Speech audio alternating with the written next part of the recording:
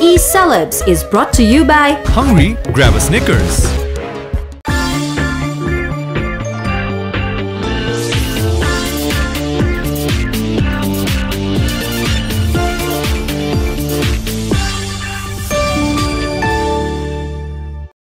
नमस्कार अनि स्वागत गर्न चाहन्छौं एमएस च्यानलको साप्ताहिक प्रस्तुति कार्यक्रम E-Celebsमा।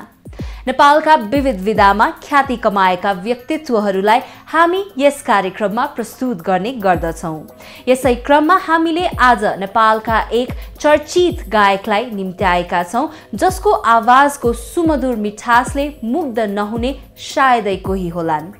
आधुनिक राष्ट्रिय गजलदेखि थुप्रै नेपाली चलचित्रका गीतहरूमा आवाज भरिसकेका यी गायकलाई नेपालको उत्कृष्ट श्रेणीको singer with a melodious voice and भर्सेटालिटीको रूपमा हामी चिन्ने गर्दछौं। हजुर, हामी कुरा गर्दैछौं popular and evergreen singer Anand कार्कीको बारेमा।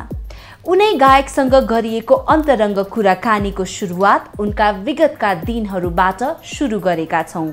सानैदेखि संगीततर्फ निकै रुचि राख्ने यी गायक 1999 मा छिमेकी मुलुक भारतमा भएको रियालिटी शो सारेगामापाका विजेता पनि हुन्। त्यसै ताकाको विजेता हुँदाको क्षण र एक्सपिरियन्सको बारेमा सोधेर हामीले कुराकानीको क्रम सुरु गर्यौं। त्यो चाहिँ एउटा कम्पिटिसनै भनेर चाहिँ म गएको थिएन हैन, किनभने त्यति बेला म धेरै यहाँ आफ्नो फिल्महरुमा धेरै व्यस्त थिएँ र त्यति बेला चाहिँ नेपाल, पाकिस्तान, बङ्गलादेश अब यो सार्क कन्ट्रिजहरुलाई लिएर चाहिँ एउटा उनीहरुको सारेगामा र अन्ताक्षरीको कार्यक्रम चाहिँ लन्डनमा आयोजना गरिएको थियो। अनि त्यति बेला जाने क्रममा चाहिँ मलाई पनि जी टेलिभिजनको जुन प्रोड्युसर गजेन्द्र सिंह हुनुहुन्छ, उहाँसित मेरो अलिक नजिकता भएको कारणले गर्दाखेरि यहाँ उहाँले कम्पिटिसनमा सबैलाई चयन गरिसक्नु भएको थियो पार्टिसिपेन्ट्सहरूलाई हैन। अनि मैले पनि भाग लिएँ। अब गएपछि अभियसली अब किन भाग नलिने हैन। अनि रमाइलो गर्दा गर्दै जितेछु के त्यहाँ। अनि त्यसमा हरेक कन्ट्रीको चाहिँ राम्रो राम्रो सिङ्गरहरूसित भेट्ने मौका पाएँ र जिते पनि। र त्यसमा अब जगजीत सिंह, गुलाम अली, रुना लैला, मेहदी हसन पर्थ्यो हैन। तर बम्बई गएर पनि अब त्यहाँ टी सिरिजसित एउटा एल्बम पनि हामीले रिलिज गर्यौं हैन। तर मैले धेरै टाइम त्यता दिन सकिनँ बलिउडमा, किनभने कि अब नेपालमै बिजी थिएँ र भन्छन् नि जहाँ लक छ काम गरिरहेको ठाउँलाई छोड्नु हुँदैन भनेर। अब दुई ठाउँमा जान त अलि अप्ठ्यारो पनि हुन्छ, त्यसलागि आफूले आफ्नै नेपाल आफ्नै देशमा चाहिँ गर्नुपर्छ भन्ने चाहिँ मेरो सोच भएर बढी त्यता ध्यान दिएन र गीतहरू चाहिँ गाएको छु मैले। हजुर, तर बढी चाहिँ नेपाललाई प्रायोरिटी दिनुभयो। यहाँले म्युजिक लखनऊमा सिक्नुभयो है। What took you to the music school? के सोचेर चाहिँ हैन म चाहिँ संगीत सिक्छु भनेर तपाई लाग्नुभयो? त्यस्तो केही थिएन। म सानो 5 वर्षको उमेरदेखि नै त्यहाँ पढ्न थालेको। एजुकेसन पनि त्यही गरेँ मैले। उर्दूहरू त्यही सिकेँ हैन। अब त्यो उर्दूको माहौल लखनऊ भन्ने बित्तिकै एउटा अर्कै प्रकारको त्यो उर्दूको ठाउँ हो के। अनि त्यसमा चाहिँ म स्कुलहरुमा पढ्दा जस्तो अब यहाँ पनि बच्चाहरूको इन्ट्रेस्टमा गीतहरू गाउने, नाच्ने यस्तो हुन्छ नि। त्यस्तै म पनि त्यो स्कुलमा चाहिँ अलिकति त्यस्तै थिएँ। अलि एक्स्ट्रा उसमा चाहिँ सिंगिङमा चाहिँ बढी इन्ट्रेस्ट भएर म गाउँथेँ। गाउँदै अनि हामीले जस्तै हाम्रो ब्यान्ड बनाएर गीत गाउने। अनि अलिकति म्युजिकमा अलिकति बुझ्न थालिसकेपछि चाहिँ मेरो दाइ अहिले पनि लखनऊमै हुनुहुन्छ, उहाँले चाहिँ तिमीले यसरी गाएर हुँदैन, म्युजिक पनि तिमीले सिक्नुपर्छ भन्ने भएपछि म फेरि भातखण्डे म्युजिक कलेजमा मैले म्युजिक दिएँ। So you come from army family. तपाईको बुवाको अक्युपेसनको कारणले तपाईँ इन्डिया मुभ हुनुभयो सानै उमेरमा। तपाईको बुवाको रियाक्सन चाहिँ कस्तो थियो जब भन्नुभयो कि म म्युजिक सिक्न चाहन्छु र म एउटा म्युजिसियन बन्न चाहन्छु भन्दा? अब यस्तो थियो हेर्नुहोस्, मेरो बुवाको इच्छा चाहिँ आर्मीमा जाने, छोरो आर्मीमा जाओस्, तर म्युजिकलाई त्यति अहिलेको जस्तो थिएन नि त्यो समयमा। हजुर, पक्कै पनि। त्यसले गर्दाखेरिमा बुवाले चाहिँ आर्मीमा जानुपर्छ, तिमी म्युजिकमा पनि छौ भन्ने थियो तर एकदमै स्ट्रिक्ट के बुवा अब दाइहरू स्पोर्ट्समा हुनुहुन्थ्यो स्पोर्ट्स खेल्नु हुँदैन उहाँलाई एकदमै स्ट्रिक्ट गरेर राखेको थियो मलाई पनि म्युजिक गर्नु हुँदैन पढाइमा ध्यान दिनुपर्छ भन्ने हुन्छ तर अब 13-14 वर्षको उमेरमा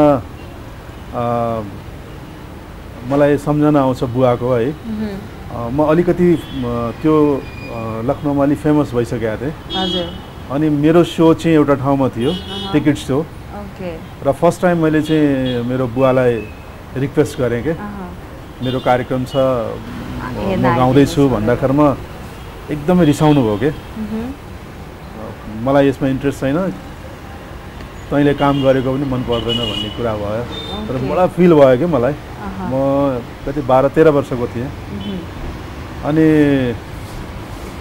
त्यो दिन चाहिँ मेरो सो हाउसफुल थियो प्रोग्राम हेर्न आएको मान्छे तर पछि मैले थाहा पाएँ कि बुवा चाहिँ टिकट किनेर चाहिँ मेरो छोराको सो म हेर्न आएको त भित्रबाट चाहिँ माया गर्ने मलाई बाहिरबाट चाहिँ एकदम स्ट्रिक्ट गर्ने अनि गएर त्यहाँ गएपछि अनि स्टेजमा मैले गाउँदा अचानक मेरो चाहिँ मलाई एकदमै म फिल भएको थिएँ कि मेरो फ्यामिलीबाट कोही आएन हेर्नलाई होइन मम्मी त मसँगै हुनुहुन्न थियो यता सोलुमा हुनुहुन्थ्यो गाउँमा अनि बुवा मात्रै बुवाले चाहिँ त्यति इन्ट्रेस्ट नदिएर अलिक फिल भयो कि यत्रो मेरो नाम छ सबै कुरो छ तर मेरो फ्यामिलीको मान्छे कोही आएन बुवा आउनुभएको भए कस्तो हुन्थ्यो होला भन्ने मनमा एकदम लिएर गीत गाएँ गाउँदाखेरिमा यसो आँखा चिम्लेर गएँ आँखा यस्तो बिस्तारै खोल्दै गएपछि बुवा ठ्याक्क टाढा देखेँ कि आइ एम सो ह्याप्पी के एकदमै अनि पछि प्रोग्राम सिद्धियो मैले सोचेँ कि अब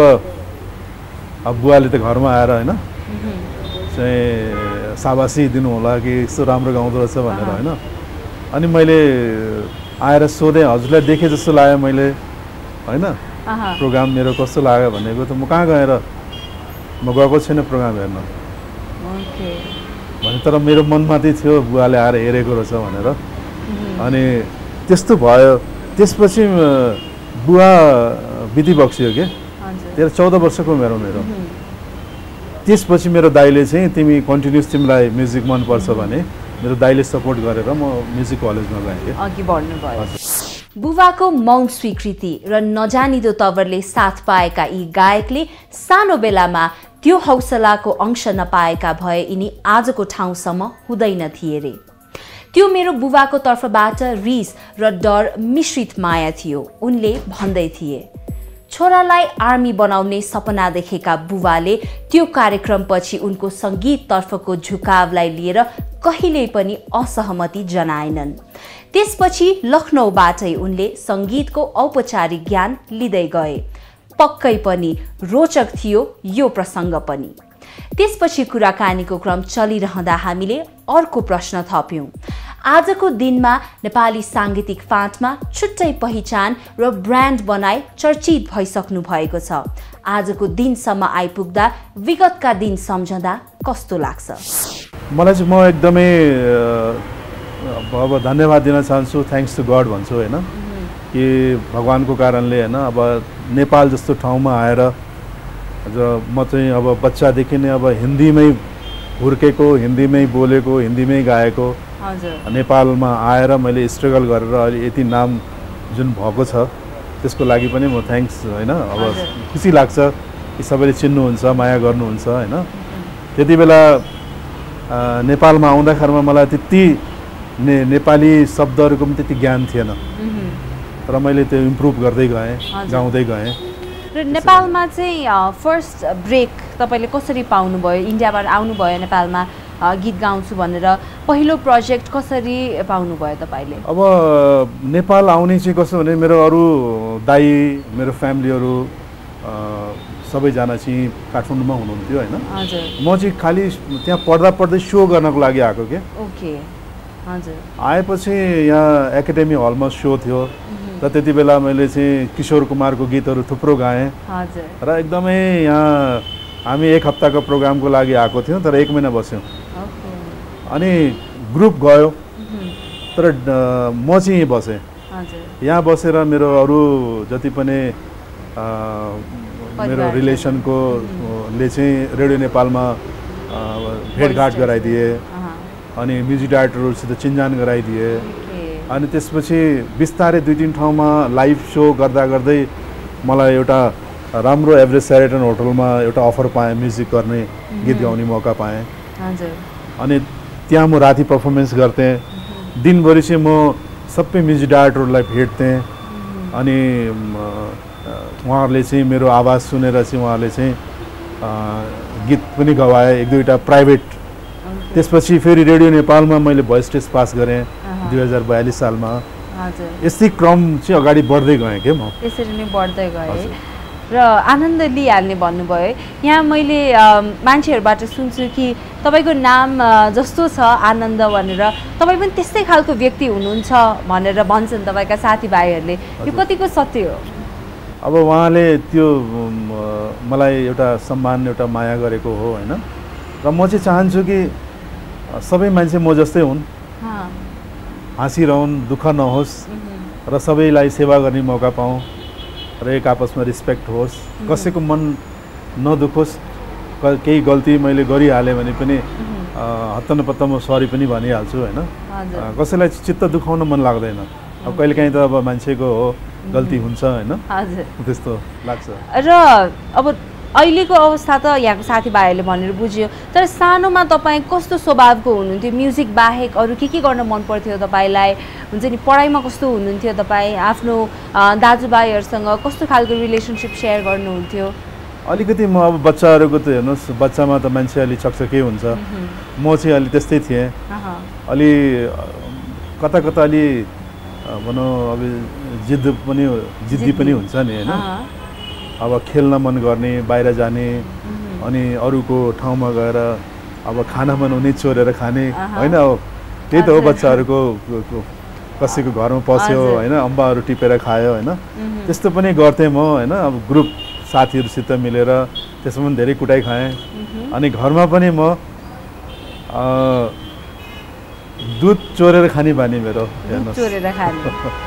सानोमा अनि बुवालाई थाहा हुन्थ्यो कि यसैले खायो होला भनेर अनि मलाई सोध्ने के कसले खायो भनेर सोद्धाखेरिमा म चाहिँ फेरि अब बच्चा त हो होइन बच्चाले कहिले पनि झुट बोल्दैन भने जस्तै मैले पनि बिरालोले खायो भनेर निस्केछ अब एक्सप्लेन गर्नु पर्यो बिरालो कस्तो थियो त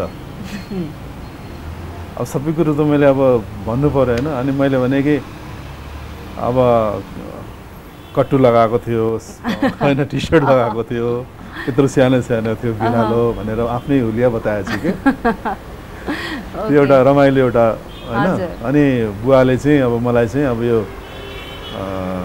अब धेरै स्ट्रिक होइन अनि मलाई चाहिँ यता पनि हातमा बाँधिदिने यता पनि हातमा बाँधेर उभियाइदिएको थियो कि अनि आफ्नो मेरो साथीहरूलाई बोलाउने यो यसले दुध चोरेर खान्छ भनेर अनि त्यो एउटा रमाइलो क्षण थियो त्यो बच्चामा चाहिँ म अलिकति नटी नै थिएँ अनि पढाइमा पनि म अलि एभरेजै थिएँ त्यस्तो एकदमै टप क्लास पनि त्यस्तो स्टुडेन्ट चाहिँ म थिइनँ एभरेजको त किनभने म्युजिकमै बढी ध्यान भयो बाल्यकालको दुध चोरेर खाने प्रसङ्गसँगै उनले अन्य सानोतिनो बदमाशीका कुराकानीहरू पनि सेयर गरे ती दिनहरू सम्झदा उनलाई अहिलेसम्म पनि रमाइलो लाग्ने गरेको उनले बताए इन्टरभ्यूहरूमा गायकी र यसै क्षेत्र बाहेक अरू कुनै गर्नु पर्दैन थियो तपाईहरुको प्रोग्राम चाहिँ अलग लाग्यो मलाई नत्र इन्टरभ्यूमा अहिलेसम्म त मैले बाल्यकाल सम्झेको थिएन उनले मुस्कुराउँदै बताए अब फेरि अर्को विगतको घटनाक्रम पनि सम्झन आग्रह गर्दै हामीले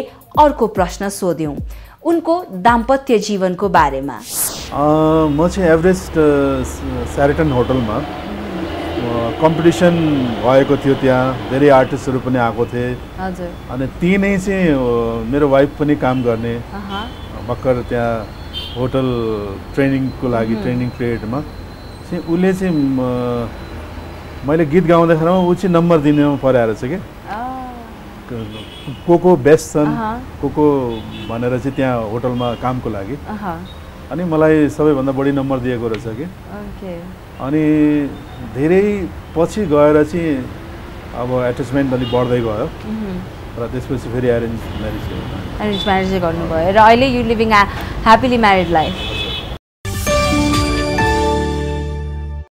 अब आनन्द कार्कीजीको बारेमा भन्नुपर्दा म पढिरहेको थिएँ सानैमा, हामीले सानैदेखि उहाँलाई देखिराखेको हो हैन। धेरै वर्ष अगाडिदेखि जब हामी सानो थियौँ त्यति बेलादेखि उहाँको गीतहरू हामी सुन्थ्यौँ रेडियो नेपालबाट, नेपाल टेलिभिजनबाट। उहाँको नेचर भन्दाखेरि सधैँ हाँसिरहनुहुन्छ होला, उहाँको आफ्नो भित्री पीडाहरू होला हैन, तर त्यो फेसमा कहिले पनि देखिँदैन। आनन्द कार्कीजीको फेसमा चाहिँ मैले कहिले पनि एउटा चाहिँ रियलाइज गरिनँ कि उहाँ दुखी हुनुहुन्छ, उहाँ कुनै पीडामा हुनुहुन्छ। सधैँ हाँसिरहनुहुन्छ, उहाँको त्यो मुहारै सधैँ हँसिलो मुहार छ। नजिकबाट चिन्दाखेरि चाहिँ जस्तो कुल टाइपको नाम भने जस्तै लागे पनि चाहिँ उहाँले चाहिँ जस्तो यो टिममा सबैजनाले आफूभन्दा मुनिको कलाकारहरू भनौँ, आफूभन्दा मुनिको जुनियरहरूलाई चाहिँ कसरी डिल गर्ने, कसरी हेल्प गर्ने र आफूभन्दा ठुलो चाहिँ वरिष्ठ कलाकारहरूलाई, आफूभन्दा आदरणीय कलाकारहरूलाई कसरी रेस्पेक्ट गर्ने भन्ने चाहिँ मैले उहाँबाट पनि सिकेँ। जुनै पनि काम गर्दाखेरि एकदम प्रिपरेसन गरेर आउने, होमवर्क राम्रो गर्ने र एकदम क्रिएटिभ माइन्डको लाग्छ मलाई। एउटा अर्को कुरा के छ भने कसरी फिल्ममा गीत गाउने, कसरी शब्दहरूलाई चाहिँ फिल्ममा गीत गाउने, फिलिङका साथ गीत गाउने, त्यो शब्दमा कस्तो फिल गर्ने भन्ने कुरा चाहिँ उहाँबाटै मैले फर्स्ट टाइम सिकेँ। किन एकदमै फिलिङमा गाउने आर्टिस्टमा एकदमै फिलिङमा गाउने चाहिँ गायक जस्तो मलाई लाग्छ। आनन्द कार्कीज्यू मेरो नजरमा उहाँ जहिले पनि एकदम हँसिलो मुहारको हुनुहुन्छ। मैले जब उहाँ हाँसेको मुस्कुराएको म देख्छु, मलाई लाग्छ मेरो सम्पूर्ण दुःखहरू नै म बिर्सिन्छु। र वास्तवमा कहिलेकाहीँ आनन्द कार्कीज्यू अलिकति सिरियस जस्तो पनि देख्छु म। तर मैले दाइ के हो तपाईँलाई सिरियस हुनुहुन्छ नि भन्दाखेरि चाहिँ उहाँले मलाई भन्नुहुन्थ्यो, प्रकाश भाइ म सिरियस होइन, मलाई चाहिँ समय परिवेशले बेला बेला सिरियस बनाउँछ, तर म छिट्टै यसमा म त्यति सिरियस भएर म बस्दिनँ भन्ने जस्तो कुरा गर्नुहुन्थ्यो। र मलाई उहाँलाई हेर्दाखेरि चाहिँ त्यति धेरै रिसाउने अनि झर्को मान्ने, नयाँ नयाँ साथीहरूसँग भेट्दाखेरि पनि एकदम खुसी व्यक्त गर्ने उहाँको अनुहार जहिले पनि हामीले हर्ष विभोर भएको हामी पाउँछौँ। र मलाई के लाग्छ भन्दाखेरि वास्तवमा आनन्द कार्की भनेको एउटा म्यान अफ स्माइल हो, उहाँ चाहिँ म्यान अफ एउटा मोटिभेसन हो, एउटा इन्सपायरिङ एउटा चाहिँ एउटा ट्यालेन्ट चाहिँ उहाँसँग छ। त्यसैले आनन्द कार्कीज्यूलाई नजिकबाट चिन्दाखेरि उहाँ जहिले पनि एउटा असल व्यक्तित्व, यो राष्ट्रको लागि एउटा असल चाहिँ नागरिक जस्तो चाहिँ मलाई लाग्छ। So talking about Anand Karki, he is the coolest singer I have ever met. एकदम रमाइलो हुनुहुन्छ, नाम जस्तै हुनुहुन्छ उहाँ। He is very helpful. He is a very cool guy. He is a very cool guy. अनि एउटा सिनियर आर्टिस्टसँग इन्टरेक्ट गर्न we are little hesitant, अलिकति अप्ठ्यारो महसुस हुन्छ, तर उहाँले त्यो कहिले पनि फिल गर्न दिनुहुन्न। अनि he is always open to suggestions. जहिले सिकाउनुहुन्छ यस्तो गर्नुपर्छ, यस्तो गर्नु हुँदैन, being a singer you should do that, you should do this. So actually he is a great guy एकदमै. He is very positive. And I actually mean it. I'm not just praising. I actually mean it. He's a very simple, very positive guy.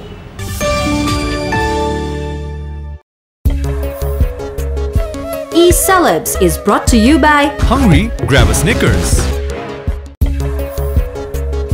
E-Celebs is brought to you by Hungry? Grab a Snickers. पुनः स्वागत गर्न चाहन्छु image च्यानलको साप्ताहिक प्रस्तुति कार्यक्रम E-Celebsमा। तपाईहरूले नै चिन्दै बुझ्दै र रुचाउँदै आउनुभएका नेपालका विविध क्षेत्रका हस्तीहरूसँग कुराकानी प्रस्तुत गर्ने क्रममा आज the singer with a melodious voice Anand कार्कीसँग गरिएको अन्तरङ्ग कुराकानी प्रस्तुत गरिरहेका छौं। विक्रम सम्वत 2022 साल माघ 6 गते बुधबार तदअनुसार जनवरी 1966 मा सोलुखुम्बुको तेङ्लामा बुबा स्वर्गीय विष्णु बहादुर कार्की र आमा स्वर्गीय विष्णुमाया कार्कीको सुपुत्रको रूपमा जन्मिएका यी हस्ती सानैदेखि गीत संगीत भनेपछि हुरुक्कै हुने गर्दथे। यिनका आधुनिक पप जनरदेखि लिएर चलचित्रका गीतहरू पनि निकै चर्चित छन्।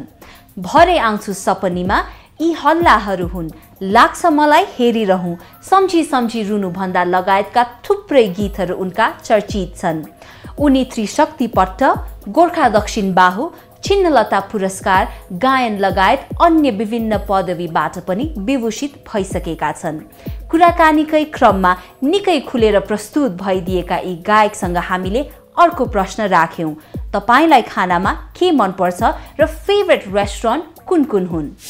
खाना चाहिँ अब नेपाली नै मन पर्छ मलाई हैन, र कहिलेकाहीँ अब टेस्ट चेन्ज गर्नको लागि कहिले चाइनिजमा गइन्छ, कहिले अरू ठाउँमा पनि गइन्छ। अब प्रायः चाहिँ अब यस्तै ठाउँमा जाने भन्ने चाहिँ छैन। अब मिटिङहरू डिफ्रेन्ट ठाउँहरूमा भइरहेको हुन्छ होइन। तर कहिलेकाहीँ अब एक्लै बस्नु पर्यो भने चाहिँ अब प्रायः लाजिमपाट साइडतिरै आउँछु म त्यतै बस्छु। र Anandji coming back to music again, तपाईँले जब आफ्नो करियर स्टार्ट गर्नुभयो त्यो बेलाको म्युजिक इन्डस्ट्री भिन्न प्रकारको थियो भने अहिले आएर म्युजिक इन्डस्ट्री अर्कै भएको छ, धेरै प्रोग्रेस पनि भएको छ, कतिपय कुराहरू अझै इम्प्रुभ गर्न बाँकी पनि छ होइन। You being one of the senior artist, तपाईँले चाहिँ म्युजिक इन्डस्ट्रीलाई कस्तो देख्नुहुन्छ? कस्तो खालको गायक गायिकाहरू आइरहेका छन्, कमी कमजोरीहरू के देख्नुहुन्छ? अब अहिले कस्तो आएको छ, पहिले पनि धेरै गाह्रो थियो हेर्नुहोस्। पहिले एउटा मात्रै रेडियो नेपाल थियो, एउटा टेलिभिजन मात्रै थियो र त्यति बेलाका आर्टिस्टहरू जुन आउने इच्छा गर्ने आर्टिस्टहरूलाई पनि धेरै गाह्रो थियो, धेरै मतलब स्ट्रगल गर्नु पर्थ्यो होइन र छानिएर आउनु पर्थ्यो र एकदमै यसैमा लागेर छोड्नै नसक्ने हुन्छ नि, त्यस्ता व्यक्तिहरू मात्रै त्यसमा आउँथ्यो कि। अब अहिले चाहिँ मलाई सौक छ, म गर्न सक्छु, कसैलाई पनि आफ्नो सौक पुरा गर्न सक्छ के। र त्यसमा क्लिक भयो भने स्टार भइहाल्छ रातोरात, हुन सकेन भने पनि आफ्नो काम छँदैछ भन्ने टाइपको छ। त्यस्ता सिङ्गरहरू चाहिँ धेरै छन् र अहिले पनि अब त्यस्ता सिङ्गर पनि छन् जुन म्युजिकमै लागेका पनि छन्, सिकेर आएका छन्, राम्रो सिङ्गरहरू पनि छन्, आइरहेछन् होइन। र उनीहरूले आफ्नो राम्रो काम पनि गरेको छ होइन। र अब यस्तै हो कि अहिले चाहिँ पहिले चाहिँ एकदमै लाग्यो भने मात्रै पाइन्थ्यो, अहिले चाहिँ सजिलो पैसा भएपछि चाहिँ म एउटा एल्बम रेकर्ड गरिहालौँ न, गाइहालौँ न, कस्तो हुन्छ मेरो स्वर होइन, र एउटा म्युजिक भिडियो बनाइहालौँ न, के थाहा चल्छ कि भन्ने चाहिँ जे पनि हुन सक्ने भइसकेको छ अहिलेको। र अब यो जुन यो हाम्रो म्युजिक फिल्ड चाहिँ धेरै राम्रो छ, एउटा स्टार भएपछि चाहिँ उसलाई धेरै राम्रो छ, हरेक ठाउँमा अब चाँडै नै दुनियाँले चिन्छन्, संसारले चिन्छ र चाँडै नै उसलाई धन सम्पत्ति पनि धेरै आउँछन् अहिलेको समयमा। हाम्रो समयमा त्यति थिएन, मेहनत गर्नु पर्थ्यो र कम आउँथ्यो र अहिले एकदमै आउँछ, किनभने मार्केट पनि अझै ठुलो भइसकेको छ, संसारभरि नै नेपाली दाजुभाइ दिदीबहिनीहरू बस्नु भएको छ, उहाँले आफ्नो मनपर्ने आर्टिस्टलाई बोलाउन सक्नुहुन्छ होइन। र त्यहाँबाट पनि धेरै इन्कमहरू र मायाहरू सबै कुरो पाउन सक्छ कि अहिलेको जुन आर्टिस्ट छ, राम्रो आर्टिस्ट, उसलाई म लक्की सम्झिन्छु। अहिलेको आर्टिस्टलाई पक्कै पनि लकी मान्नु नै पर्दछ। पहिलेको वान टेक रेकर्डिङको झन्झट अहिले बेहोर्नु नपरेकोले पनि धेरै सजिलो छ आजकल। टेक्नोलोजीले सजिलो त बनायो, तर इच्छाको लागि मात्र लाग्ने केही नव आगन्तुकहरूले गर्दा सङ्गीतको साख चाहिँ झरेको छ। जसले पनि गीत रेकर्ड गर्न सक्ने जमाना भइसक्यो आजकल, उनले थप्दै गए, तर फिल्टर गर्ने काम चाहिँ श्रोताले राम्ररी गर्ने गर्छन् रे। हालको परिवेशमा सङ्गीतको औपचारिक ज्ञान नलिकन यस क्षेत्रमा नलाग्न पनि उनले सबैलाई आग्रह गरेका छन्। कुराकानी यस्तै तवरले अगाडि बढ्दै नै गयो। र आनन्दजी, तपाईँले जुन प्रकारको मेहनत गर्नुभयो, जुन प्रकारको स्ट्रगल गर्नुभयो, जुन प्रकारको पेसेन्स राख्नुभयो, त्यही अनुसारले नाम दाम र माया कमाउनु भएको छ तपाईँको अडियन्सेसहरूको होइन। लाइफलाई कसरी लिनुहुन्छ? लाइफ भनेको के हो जस्तो लाग्छ त तपाईँलाई? अब हेर्नुहोस्, म चाहिँ लाइफलाई अब एकदमै आएपछि केही गर्नुपर्छ र सधैँ मान्छेले सम्झिराखुन् के यो मान्छे यस्तो थियो भनेर, र हामीले आफूले चाहिँ सधैँभरि सेवा गर्न पाऊँ अरूलाई र केही गरौँ। लाइफ भनेको मलाई त्यस्तो लाग्छ र खुसी रहौँ होइन।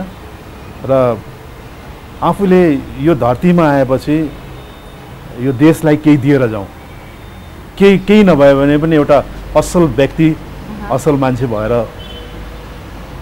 बाँच्नु जस्तो लाग्छ मलाई। र आनन्दजी, निकै नै लामो करियर ग्राफ छ यहाँको है।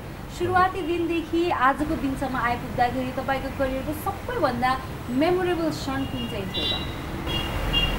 अब क्षणहरू त धेरै छन् होइन, तर मलाई चाहिँ जुन आएपछि एउटा नेपालमा आएपछि एउटा जुन त्यति बेला चाहिँ अब राजा रानीहरूले जुन कलाकारलाई सम्मान गर्थे नि हजुर त्यो क्षण चाहिँ कहिले नबिर्सिने क्षण जस्तो लाग्छ एउटा देशको प्रतिनिधित्व गर्ने व्यक्तिले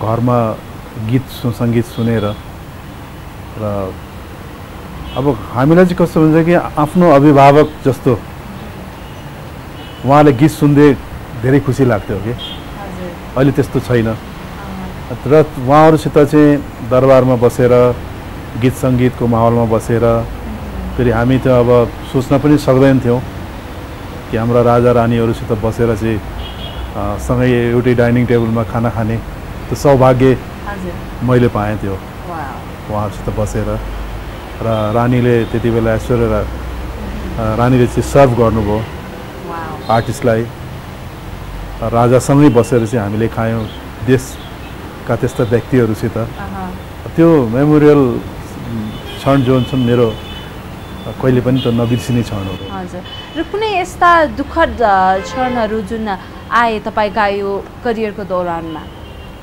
हेर्नुहोस् हाम्रो मेरो मैले जबदेखि मैले चाहिँ अब यो म्युजिक लाइनमा आएँ मेरा हरेक क्षण दुःखका छन् रियली हजुर किन यस्तो भन्नुहुन्छ दुःखका क्षण हेर्नुहोस् अब फर्स्ट म आउँदाखेरिमा मलाई अब एउटा कता कता अब म पनि नेपालीको छोरो हो नेपाली छोरो त अमेरिकामा पढ्न सक्छ जापानमा पनि पढ्न सक्छ जहाँ पनि पढ्न सक्छ नि होइन उसको ल्याङ्ग्वेज अलिकति प्रब्लम भयो भने मलाई धेरैले चाहिँ अब इन्डियन पनि भने मधेसी पनि भने होइन तर पनि म डटेर काम गरेँ यहाँ आफ्नो नेपालीलाई इम्प्रुभ गर्दै गएँ अर्को कुरा अब रेडियो नेपालमा पनि त्यस्तै गरेको थियो मलाई र तर पनि मैले त्यो मनमा त्यसरी राखिनँ मैले केही गर्नुपर्छ भन्ने भयो होइन देशप्रति माया भएर होइन तर त्यो आफ्नै साथीभाइहरूबाट माया पाउन सकिएन धेरै कोसिस गर्दा पनि र अब म्युजिकको क्यारियरमा पनि हरेक ठाउँमा चाहिँ राजनीतिक भयो म्युजिक क्षेत्रमा पनि र अब अभियसली अब आफ्नो गार्जियन घरमा बित्दाखेरिमा पनि त्यो दुःखको क्षण हुन्छ मेरो आमा हुनुहुन्थ्यो उहाँ पनि बित्नुभयो र म एक्लो भएँ र त्यस्ता क्षणहरूलाई पनि मैले लुकाएर अगाडि बढ्दै गएँ के काम गर्दै गएँ हरेक पल पलमा त्यो थियो तर मान्छेले हेर्दाखेरिमा अब खुसी छ सुखी छ हाँस्छ भन्ने हुन्छ होइन र मनका गमहरू धेरै छन् धेरै छन् हजुर र आनन्दजी अहिले जति पनि हाम्रा दर्शकहरू अहिले कार्यक्रम हेरेर बसिरहनु भएका छन् उहाँहरूलाई के भन्न चाहनुहुन्छ तपाईँ उहाँहरूलाई त म सधैँ उहाँहरू मेरो लागि एउटा आदरणीय हुनुहुन्छ सधैँ उहाँहरूको आशीर्वाद छ म प्रति माया छ र उहाँहरूको मायाले नै म अहिलेसम्म टिकिरहेको छु जस्तो लाग्छ मलाई र उहाँलाई चाहिँ साह्रै नै म सधैँभरि ढोग्छु